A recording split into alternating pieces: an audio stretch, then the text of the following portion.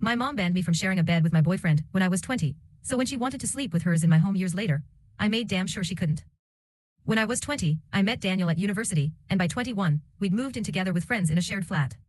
For the holidays, we made a deal to alternate between our families, but the first Christmas we were supposed to spend at mine, my mom shut it down.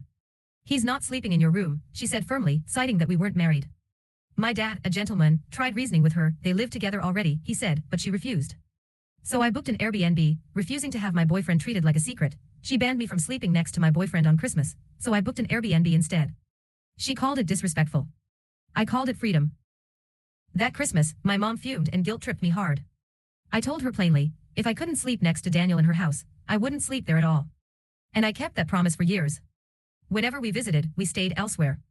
Meanwhile, Daniel's family always welcomed us like adults. Then 2 years ago, my dad passed away suddenly, and within the year, my mom started dating a man named Gerald. She called it companionship, but my younger brother Ethan, who still lived at home, said Gerald was basically living there, and loudly so. He messaged me, furious, "They're loud. I hear everything."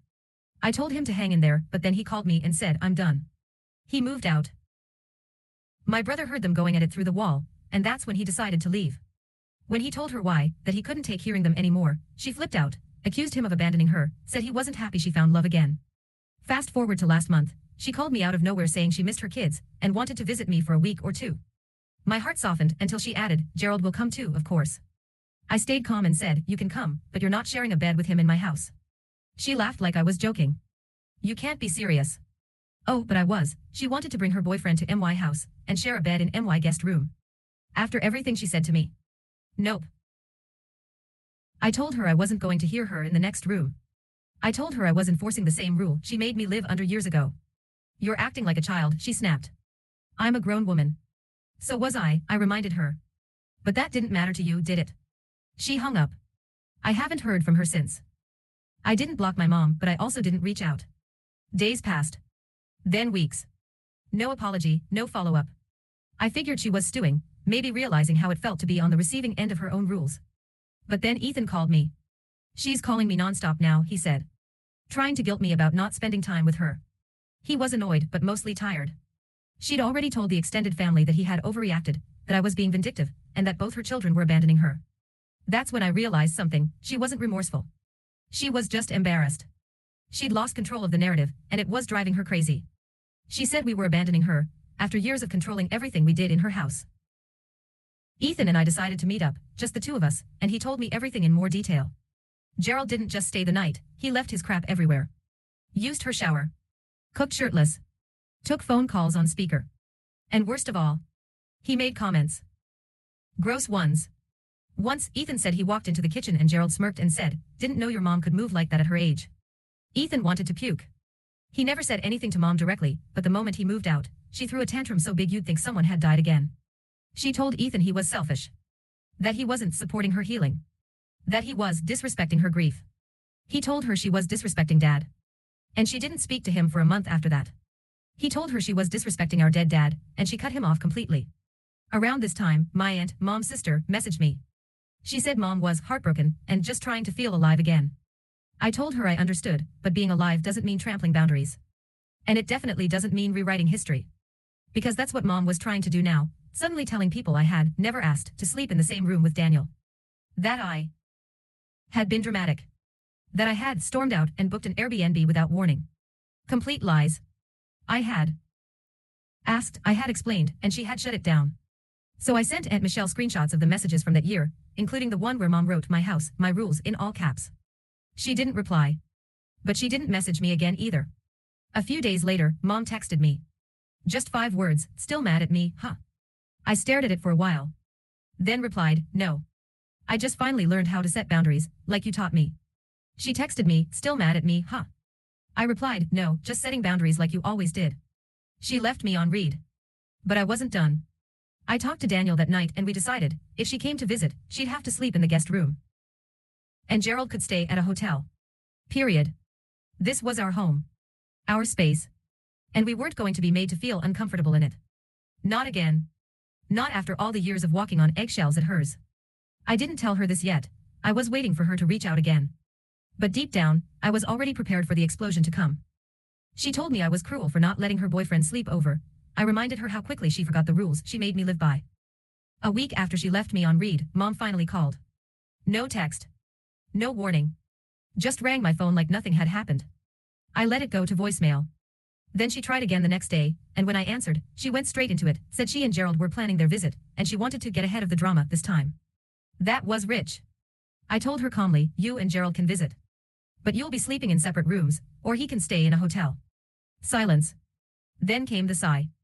That long, dramatic inhale she always used when she was about to martyr herself. Do you not want me to be happy? She asked, soft but condescending. Do you want me to feel ashamed for moving on? I nearly laughed. You're not being shamed, I told her. You're just finally facing the same boundary you threw in my face when I was the adult in your house. She told me I was punishing her happiness. I told her I was mirroring her rules. That's when she snapped. That's petty, Aaron. You're still holding on to something from 7 years ago. Really? And it hit me, she thought time made her hypocrisy irrelevant. That she was somehow owed my blind forgiveness. I reminded her that I was 21, living with Daniel, and still forced to sleep on the couch when we visited her. You made me feel like trash, I said. Like I had to sneak around just to be close to the person I loved. Her voice cracked then. That was different. How? I asked. Because you were the one making the rules. She didn't answer. Then I heard him, Gerald, in the background, asking if they were still going to that uptight daughter's house.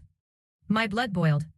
Tell Gerald he's not sleeping in my guest room, and if he wants to disrespect me in my own home, he can stay home. He called me uptight while trying to sleep in my guest room. She gasped. Don't talk about him like that. And that's when I snapped, don't let him talk about me like that. She started crying. Like real sobbing. It caught me off guard. I wasn't trying to hurt her, but I wasn't about to roll over either. I told her if she couldn't understand the problem, then maybe it was better she didn't visit at all. She begged me not to cut her out. Said she needed us, me and Ethan, now more than ever. I asked, did you think about Ethan when you let Gerald humiliate him in his own home? That shut her up. I could feel the guilt finally hitting her, and for a second, I almost softened. Then she said something that destroyed it. You and your brother need to stop acting like I'm the villain for wanting a second chance at love. I responded, stop letting your second chance walk around like he owns us. She said we made her feel like the villain. I said, then maybe stop letting your boyfriend act like he owns your kids. She went quiet again.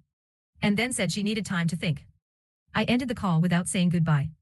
Daniel walked into the room a few minutes later and asked if I was okay. I told him, I think I finally stood up to her. He hugged me and whispered, it's about time. And honestly, it was. I wasn't a rebellious daughter. I never had been. But I'd spent years tiptoeing around my mom's insecurities, her grief, her guilt, and this was the first time I realized she'd never once tiptoed around mine. She called me cold for setting boundaries. I reminded her she built those walls herself. 2 weeks passed before I heard from my mom again. This time, it was an email, short, polite, almost sterile. She said she'd still like to visit but understood if Gerald wasn't welcome in my guest room. I could read the bruised pride between the lines. I replied kindly but firmly, you're welcome. Gerald can come too. But like you once told me, my house has rules. She didn't reply. When she finally showed up, Gerald stayed at a hotel. The first 2 days were civil but distant. I noticed how different she looked, tired, more aged than I remembered. Maybe it was grief, maybe guilt. But it didn't erase the history. On the 3rd day, she tried to explain herself. Said she never expected her kids to turn against her. I told her, we didn't turn against you. We just stopped letting you decide what love should look like. She said we turned against her. I said we just stopped letting her define what love means. That night, after dinner, she stood in the kitchen awkwardly and finally said, I miss when we were close. I looked at her and said gently, we could have stayed close, if you hadn't treated love like it was conditional. That hit her hard. She sat at the table, staring at nothing, and finally whispered, I didn't know I made you feel so small. I nodded. I didn't know how to say it back then. But now I do. She whispered, I didn't know I made you feel small. I said, you did. And now I know how to say it. She started to cry again, but softer this time. Less defensive. More real. I told her it wasn't about revenge. It was about showing her what it felt like to live under unfair rules, to love someone while being treated like you were wrong for it. She admitted she'd been stubborn. Said losing Dad had changed her, made her panic, crave connection, control, anything. And for the first time in years, I felt something shift. I still didn't trust her entirely, but I saw a flicker of reflection. Before she left, she hugged me, not the light, polite hug, but a real one. I'll try to do better, she said. And I said, so will I. Gerald stayed at the hotel the whole time. I didn't care if that made me look petty. Because I wasn't being petty, I was being fair. I didn't let her boyfriend stay, not out of pettiness, but because fairness matters. As she closed the door behind her on the last day, I remembered the teenage version of me sleeping on a couch, humiliated, while my partner was sent away like a stranger. And I felt peace. Not revenge. Just peace. Maybe we'd rebuild, maybe not. But either way, I knew now that setting boundaries doesn't make you cruel, it makes you free.